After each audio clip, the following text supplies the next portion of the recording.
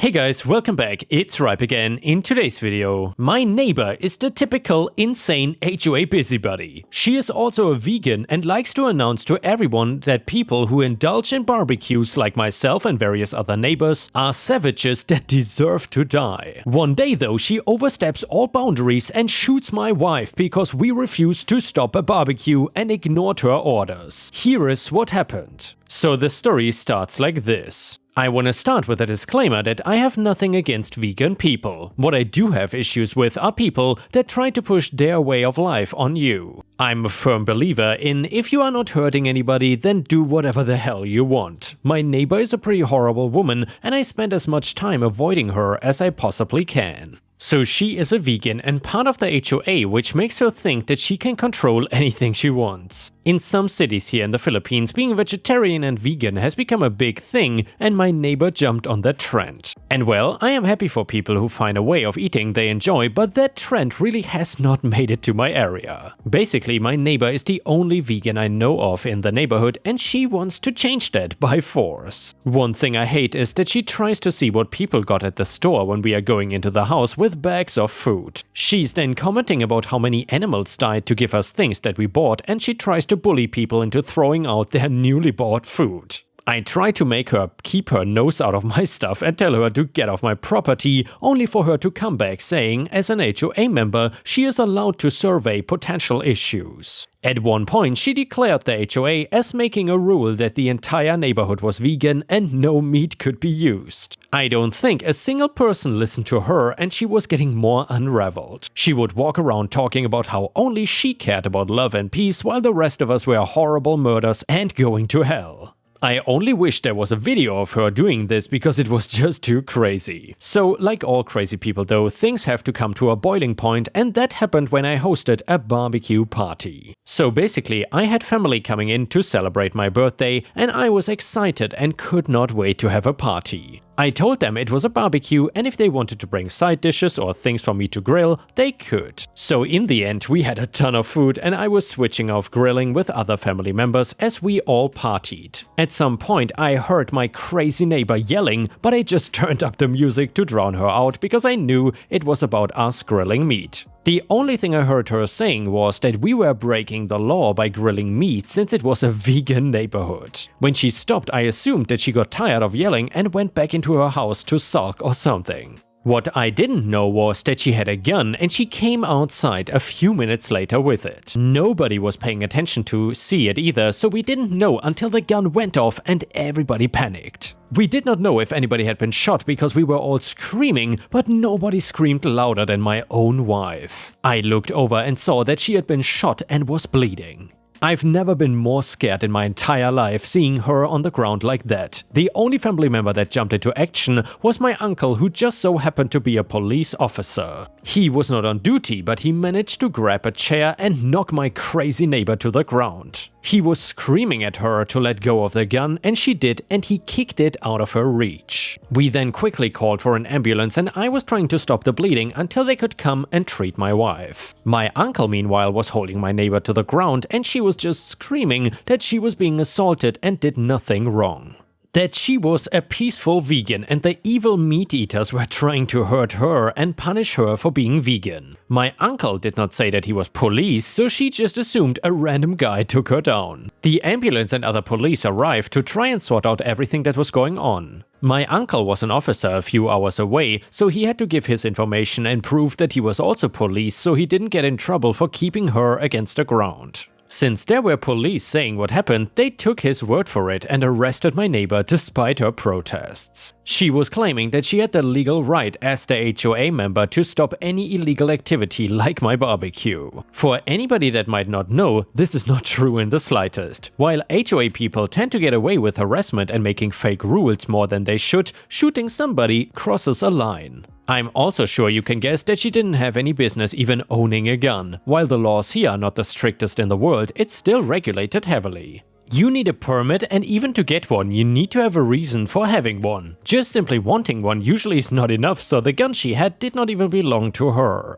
It turns out it actually belonged legally to a different neighbor, and as an HOA official, she confiscated it, which she once again was not allowed to do. I'll get back to her in a second, but first back to the story and events taking place. So I went with my wife to the hospital where they removed the bullet and told us nothing internal had been damaged. She was extremely lucky and we were both just a crying mess over the entire thing. The police wanted to know if we were pressing charges against our neighbor, and we said yes. We wanted her arrested and never to be able to come near us again. We had to talk to a judge about what happened and her reasoning for shooting at us. Most people in her shoes would have made up a story about us being violent first or something, or thinking her life was maybe in danger. However, instead, she helped us more than anything by saying that she was defending the HOA rules and cooking meat was supposedly illegal since it was officially a vegan neighborhood, at least according to her. It was very easy to see that it wasn't, and the rule would never be allowed to be enforced in general, let alone with a weapon. She even admitted to shooting my wife, saying that she believed in peace and we had to see how much it hurt the animals we were eating to get shot. All of that, plus the fact that my uncle was police and saw the entire thing, was enough for anybody to see this woman was a psycho. She was sent to jail for attempted murder, and even then she was claiming the judge was biased against vegan people. It was a total mess, and then her house got also taken away because she couldn't pay for it while she was in jail.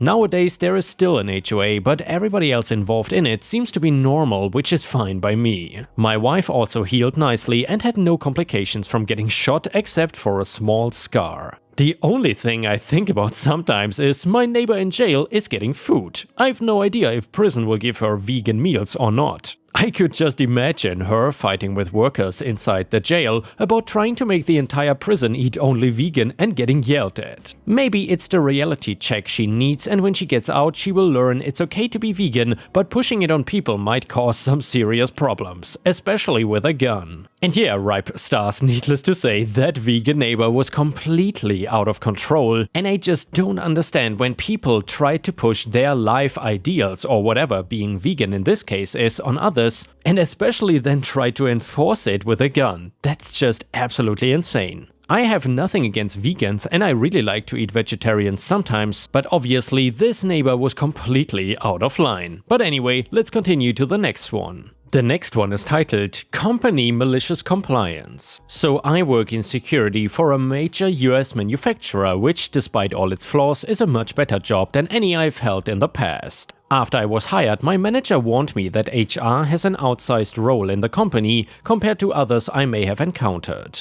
I have not necessarily noticed this myself, but I've only been with the company for a short time. Regardless, I always take HR concerns to heart because I like this job and I don't want to jeopardize it. Now, the strangest thing about this job, to my mind, is that employees don't have access to the company's policies. I have asked for a copy of the employee policy manual more than once, and I've been repeatedly told that such a thing does not exist. So one day I was working at the front security desk when the HR manager, Karen, not her real name but her real temperament, approaches me and starts chatting. Everything was pleasant until an employee entered the building wearing pajamas. Karen then starts fuming and tells me that I need to go say something to the young lady about her pajamas. I ask why, and Karen turns her witchiness towards me with, "Because it's against company policy and I said so." Okay, got it, no problem. I go and flag down the young lady and tell her those pajamas look very comfortable, but the HR manager would like to have a word with you about them. And point to Karen. I go back to my chair and the young lady approaches Karen, who is acting flabbergasted that she's gonna have to deal with this. Karen manages to mumble her way through telling the young lady that her clothes are inappropriate and against policy. The young lady asks to see said policy. The pair head back towards presumably the HR offices and I go back to whatever I was doing. The next day my big boss, who's my manager's manager and is about 3 levels higher than Karen in the corporate structure,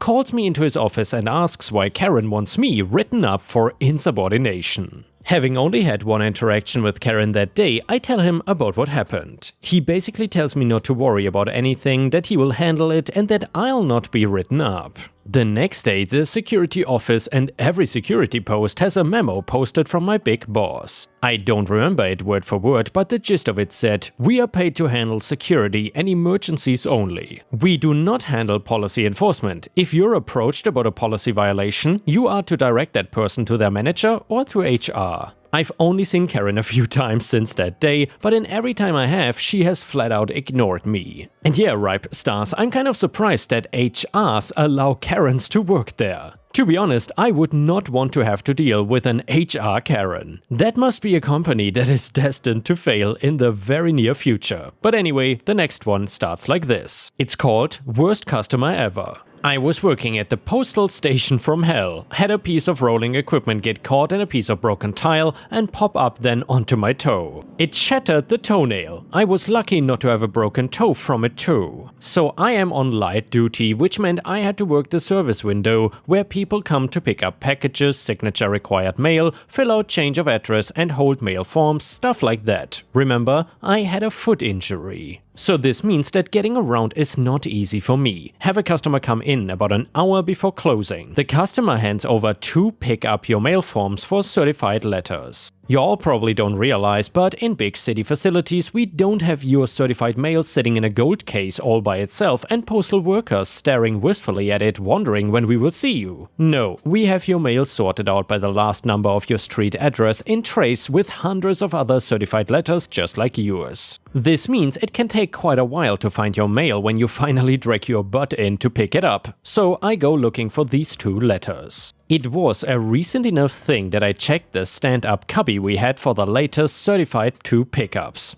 Damn. Of course it wasn't there, so I hobbled to the longer-term storage area about 10 feet from the door. I then finally find both letters and go to the window. The customer tells me that he wants to talk to the postmaster because I took 3 minutes to get his mail and that was unacceptable. I tried to convince him to get the party more likely to be on the premises to handle his complaints, a supervisor, but nope, he's adamant about speaking to the postmaster. Hint people, the later in the day it is, the less likely the postmaster will be there. But okay, you want the postmaster? You get the postmaster. I smile and tell him, sure. I will go get him now, and I shut the Dutch door. With his mail still in my hand, you thought 3 minutes was a long wait? Ha, just wait. You just activated a union worker trap card. Now I did go to the postmaster's office first, but as usual, he wasn't in there. And still, I made a good faith effort to look there. I did not see him on the floor either, so I checked the dock, conveniently getting in a smoke while I was out there, nasty for my habit. I then checked the break room and got/drank a soda while I was there and knocked on the man's room door. But there was no answer.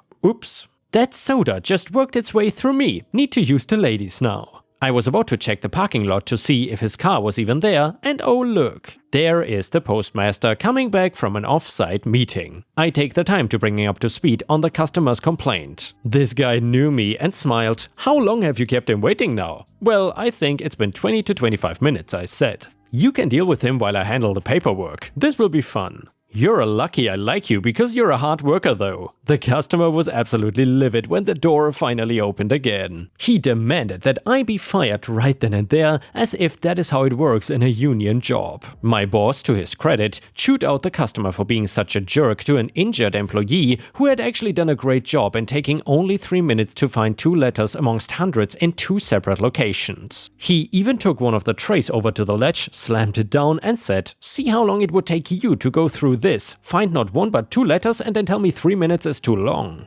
Lesson to be learned, union workers don't have to take crap off of dirtbags, we won't, so spare yourself a whole lot of grief and chill the F out. It is only mail, for crying out loud.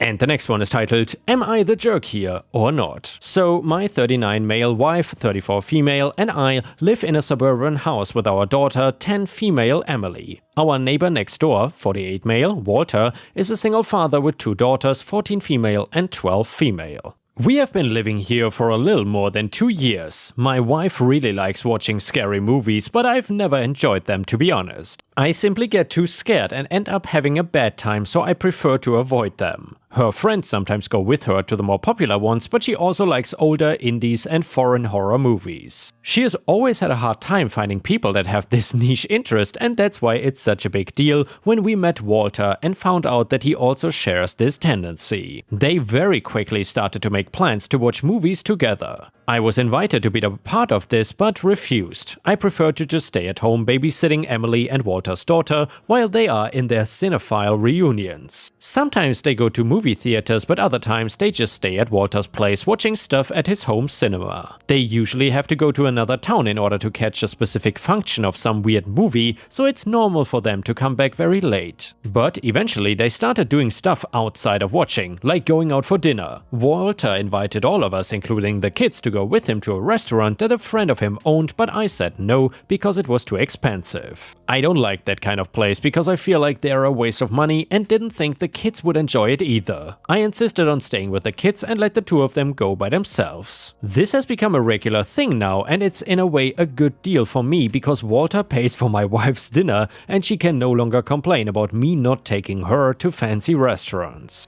As both their movie and dinner nights had become so common, I've grown a little tired of the burden of constantly babysitting the girls. So I talked to my wife and Walter about it, and he explained that he usually doesn't like leaving his daughters with babysitters. He says he is really comfortable knowing that they are being watched by an experienced father like me instead of some teenage girl. Nevertheless, he agreed that it was too much of a load for me and offered to start paying me a standard babysitter fee each time he goes out with my wife. I thought that was a fair approach to the issue, but my wife was fully against it. She says I should not be paid for babysitting my own daughter, nor the daughters of a close friend of our family like Walter. We have been arguing about this, but she insists on this notion and is not open to change. She even gets mad every time I talk to her about this. Walter promised to me that he will convince her, but he does not seem to have been able to do so either. So Reddit, am I the jerk? Comment number 1, you are the a-hole for several reasons, 2 of which are calling taking care of your own kid babysitting and then not really caring about your marriage. Don't be surprised if your wife ends up leaving you for Walter if they are not already having an affair. Comment number 2, oh man, you are the a-hole. Walter and your wife might have a common interest, but they've tried to involve you in things outside of that, like going out to eat, and you refused, and now you're complaining about sitting at home and mopping and babysitting, which you chose to do. Also, ticking the box of taking your wife out for a nice dinner by letting someone else do it? So yeah, you are clearly the a-hole.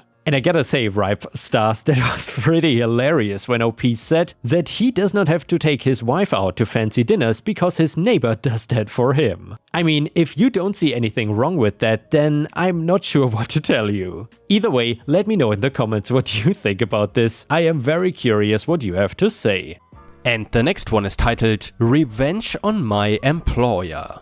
I worked at a customer service call center. I was there for 7 years and created 33 new or updated documents for them to use because I am highly trained in Microsoft Office programs, aka Word, Excel, etc. These documents were used at 3 different branches of the company in 3 different states. When I started having emotional problems and had to see a psychiatrist, they decided to get petty and tried to make me quit by treating me like crap. In other words, giving me the horrible shift hours, making me miserable, demanding I do extra work, and then stating I was not going to be getting our yearly raise because my work ethics had become erratic. Although all of my coworkers were praising me for keeping up with their ridiculous demands.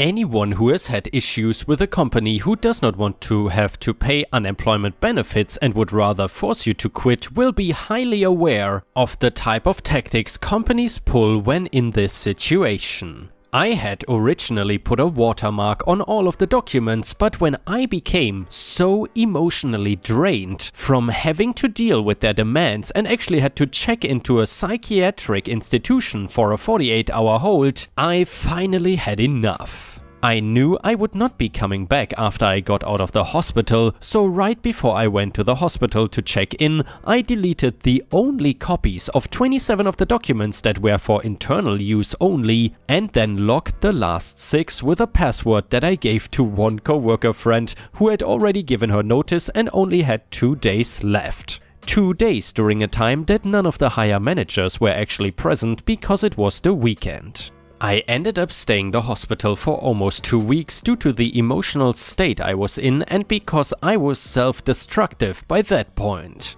During my 3rd day of the hospital stay, the company called my house 5 times trying to get a hold of me to find out where I had put the missing documents and what the passwords were for the locked ones. My family stated specifically that because they had driven me to the point of having to go into the hospital, there was no way that they were going to ask me for any information that had to do with the company. After the 5th call, my family told them that if they called again, they would report the company for harassment and stalking-like behavior. One of the managers actually tried to call the hospital to get a hold of me several times, only to find out that I was not allowed to take any calls from anyone besides my family. On one call, the manager tried to pretend they were family, only to discover that my family had given the hospital a list of my actual family members, just in case someone from the company tried this tactic. When I got out, the company called me 2 days later. When I picked up the phone, the person that had called had been one of the biggest perpetrators in the way that they had been treating me over the past month of my employment. I told her flat out that the documents were gone for good, as were the backups, and the password lock documents were set to delete after a month of when I had locked them. When the manager said they were letting me go, I said, "Thank you for the unemployment benefits," and hung up on her. Edit. This happened back in 2013. I also got to hear some very amusing stories from some of the people who still work there about the managers having to try to recreate documents from scratch with only limited knowledge of office products and no real memory of what they had on them. The documents I had created were fill-ins and they could be tapped from one section to another to add the information exactly where it needed to be. I had everything from drop-down menus for standard selections, tick boxes, Excel tables that had formulas so the information or statistics were automatically calculated for them, and then sections that copied to any other place on the document/table that was redundant, as all companies have on that type of paperwork. They had no one who was proficient enough in Office to make those type of templates, documents and forms. The only reason that I was able to do it was because I had taken a college course just before I started working there that strictly focused on Microsoft Office programs. Also, to those who are trying to warn me about how the company could get back at me, the company never came after me because they knew I had too much I could use against them for their treatment of me.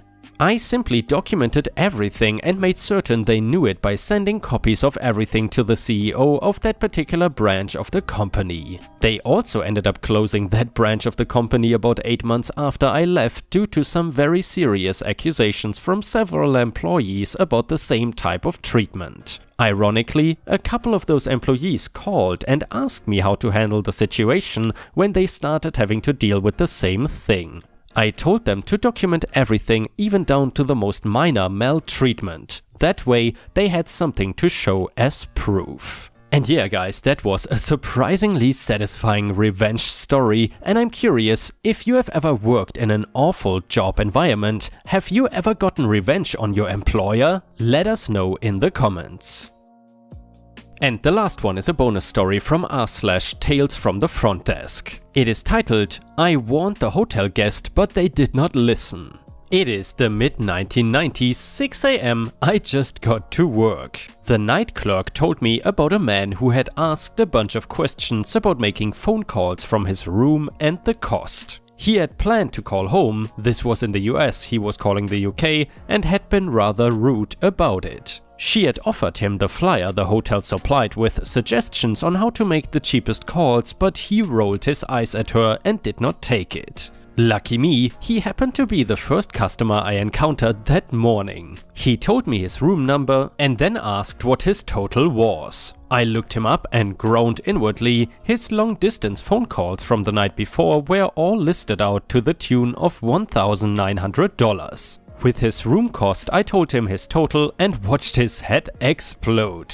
I expected him to freak out, but he surprised me by claiming the clerk that had checked him in said his calls would be comped. I involuntarily smirked when he said that because I knew they would never ever say that. He demanded to know what I thought was so funny. Me? Sir, phone calls are never comped or free. There must have been a misunderstanding. Guest: no, she told me last night. I swear it, and it's not okay for you to laugh at me. Me: sir, I apologize. I was not laughing at you at all. The idea of free phone calls just caught me off guard. Nothing is free. Guest then said, she said it was. I'm a VIP, you know. His account is not marked as VIP and he is not in an upgraded room. And I checked in late, so that's why they are free. If that's not the case, I will not stay here another night. Me: I understand the cost shocked you, but I know the clerk gave you the paperwork on other calling options. She specifically warned you not to use the room phone to call overseas. Guest now angrily smirking.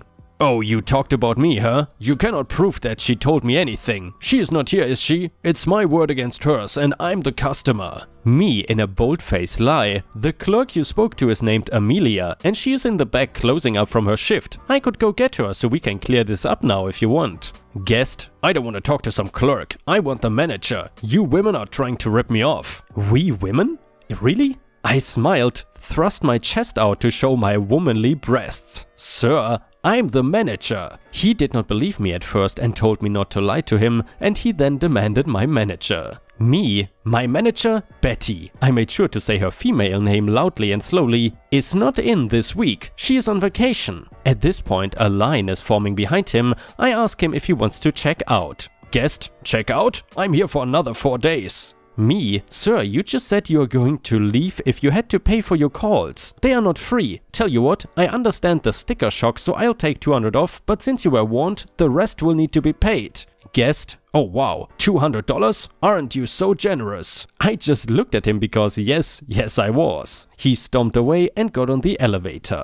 Later in the day, customer service transferred me a call from someone asking for the manager. When I picked up, the room number showed it was him. I answered in a sing-song voice and he recognized me right away. Guest: are you the only manager in this damn hotel? I want to talk to someone else. A man. Get me the owner. Me: sir, it does not work like that. The owner only comes to this hotel maybe twice a year. He doesn't live here. You can contact him, but not through this number. He then told me to F off, called me a fat witch, and then hung up. I checked his room account and saw several more long-distance calls. His bill was now $3,200. I called my supervisor and told him I was worried he wouldn't pay and how he had been treating us. He told me to charge his card $2,000 towards the bill and to put his name down as who approved it. I happily did so as I was told, and it felt damn good when the charge went through.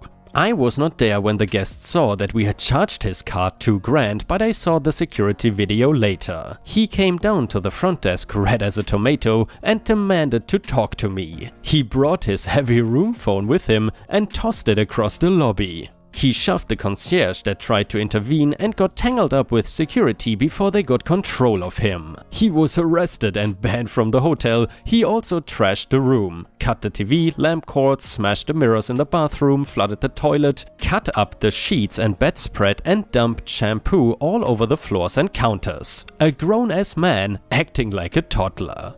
Edit: a lot of you are asking if he was charged with vandalism, and yes, he was. I know the hotel's legal team went after him, but unfortunately, I left before it was resolved, so I'm not sure how it ended. My guess is he had to pay a buttload of money, and I am glad about that. And with this, we have reached the end of the video. Thank you so much for watching, and please don't forget to check out my playlists for more awesome videos. Also, if you haven't already, I would very much appreciate it if you could subscribe to the channel and turn on the bell to not miss any videos. Thank you so much. I will see you again tomorrow.